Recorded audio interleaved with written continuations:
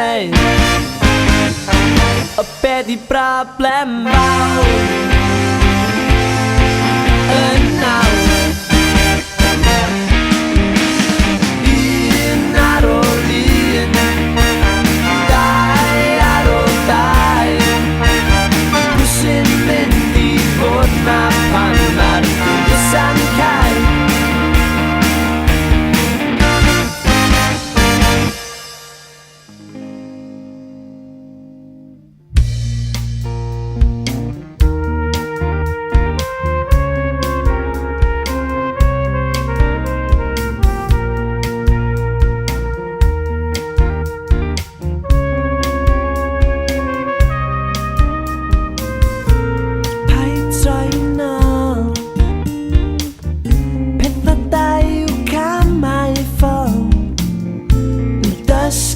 now.